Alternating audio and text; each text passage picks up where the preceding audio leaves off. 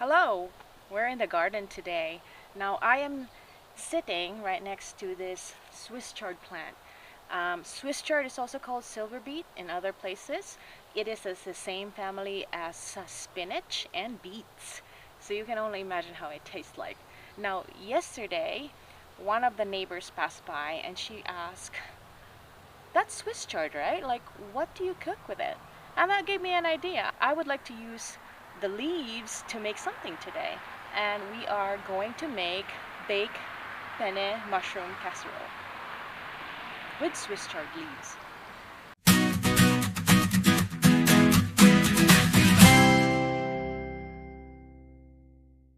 The next step to using Swiss chard is blanching them. It's just simple. Boiling water, couple of seconds in there, and it's done. Now I don't like using the stem of Swiss chard because it tastes so much like dirt. I think that's why a lot of people don't like Swiss chard, because it tastes like dirt. But if you just use mostly the leaves taste very similar to spinach, a little bit stronger. And anyway, so this is how you prepare blanch Swiss chard.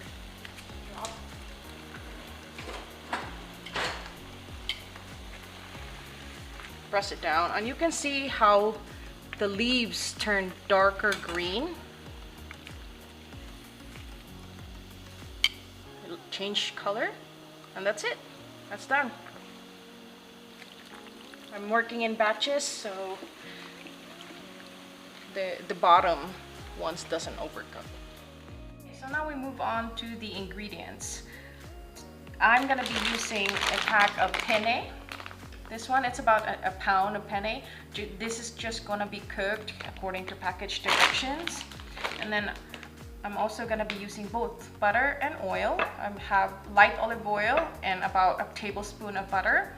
And then this is green onions. This is the white part of the green onions, but because I have a lot of them. But you can use white onions, and this is about half of a medium-sized one. About 6 cloves of garlic. You can add more, of course, if you want. A quarter of a cup of all-purpose flour. And this is about a pound of white button mushrooms. Just the regular mushrooms. You can use brown, whichever one you have at the supermarket. This is about a pound slice. And this is about 2 cups of mozzarella. Any cheese works here, whatever you like. But I like the kind of melty, stretchy cheese, so I'm using mozzarella. You can always add more. Half of this is about to go into the sauce, and half would be like used for toppings. And then I have a cup of milk, and then you would also need some soy sauce, probably about a quarter of a cup of soy sauce, some oregano and dried basil.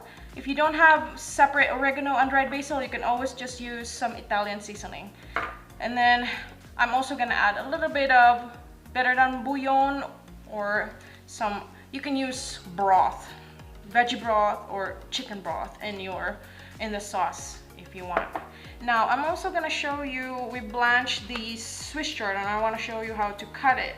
As you can see, they have shrunk considerably, just like spinach. Now I just take out as much of the stem part, and then you roll it this and cut.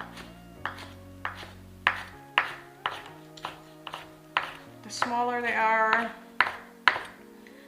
the easier it is to use.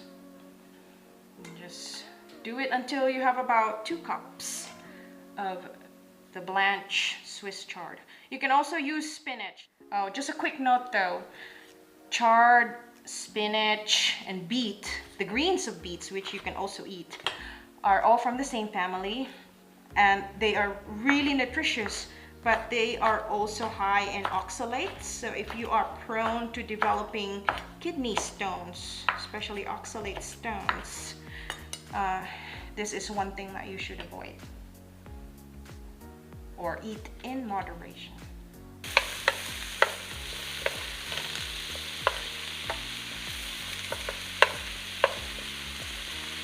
We've already sauteed the onions, then garlic, And now the mushrooms have gone in. As soon as the mushrooms have softened, this is getting close. And we're gonna cook the flour. Now the mushrooms are almost done. I'm gonna make a well in the middle. Now some mushrooms give up a lot of juices, and just make sure that most of that juices have already cooked off. Make a well in the center. Have a little bit more oil, and we're gonna cook the flour in the oil. Make sure that we don't have the raw taste.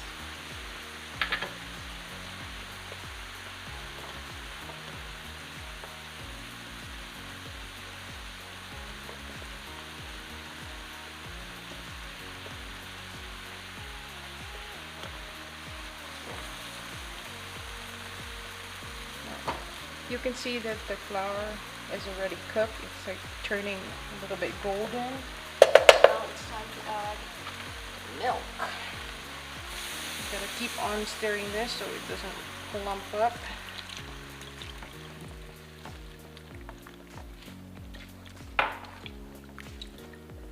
Also gonna add a little bit of water and that bouillon, better than bouillon. About a tablespoon of better, a teaspoon of better than bouillon. Now you can use chicken broth for this.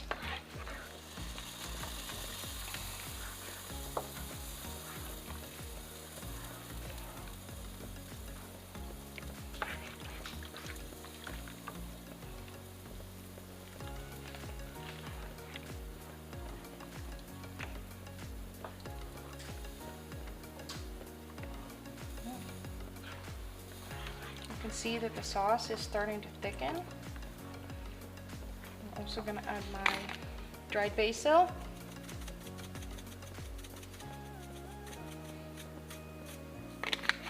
About a teaspoon, you can always add more.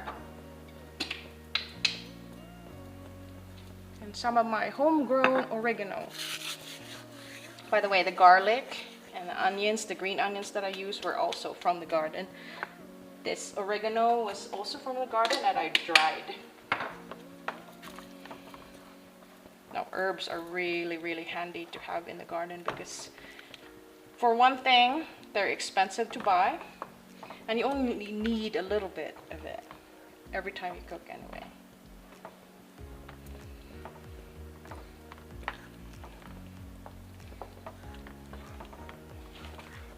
Now it's time to add some soy sauce. About a quarter cup of soy sauce.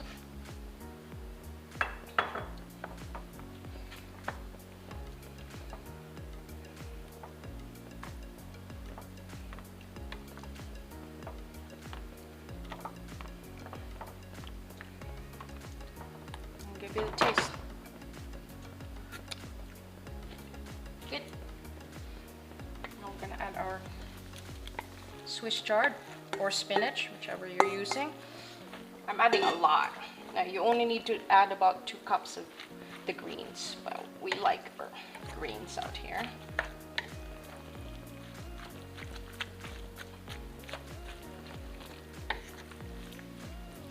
I'm gonna cover it and let it cook down for about 5 minutes, just in time for the pasta to cook. It's been a little over 6 minutes and the pasta is done, and it's time to mix in the pasta into the sauce. This is how the sauce looks like now.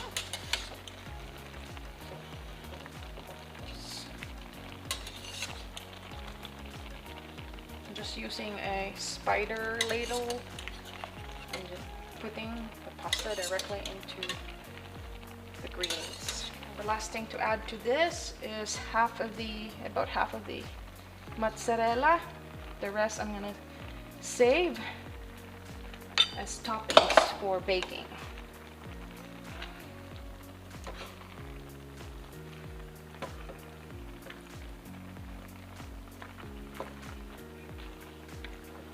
Make sure everything is coated really nicely. Now I got the oven preheating to 350 degrees Fahrenheit, and this is gonna go for about 30 minutes. Okay, I have 2 glass baking dishes right here. I just spray it with a little bit of avocado oil on the bottom just to make sure that the pasta doesn't stick. And then you just need to spoon out the pasta.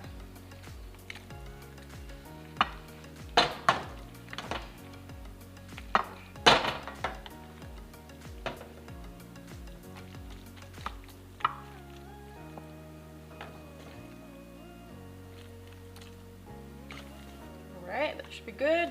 And then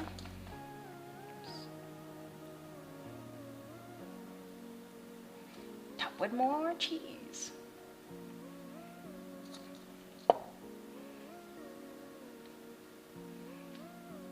Right.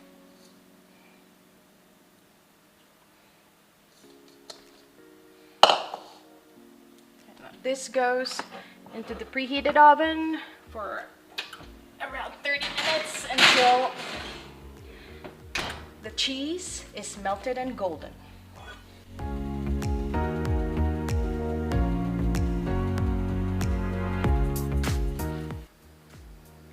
All right, it's been about a little over 30 minutes and our dish is done. Anyway, we're gonna give it a little bit of a taste. I like the parts with a little bit of mushroom, a little bit of everything. Okay, cheese and Swiss chard. Ooh, it's still very piping hot, as you can see. Ooh.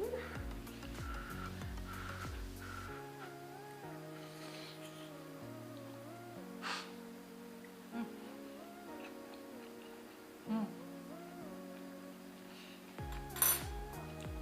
I know you would think that soy sauce is a weird ingredient in this dish, but trust me when I say it works so good in this dish.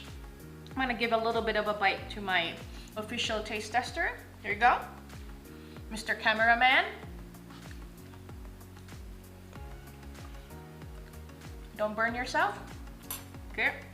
All right, cameraman approves. Now, I hope you try this dish.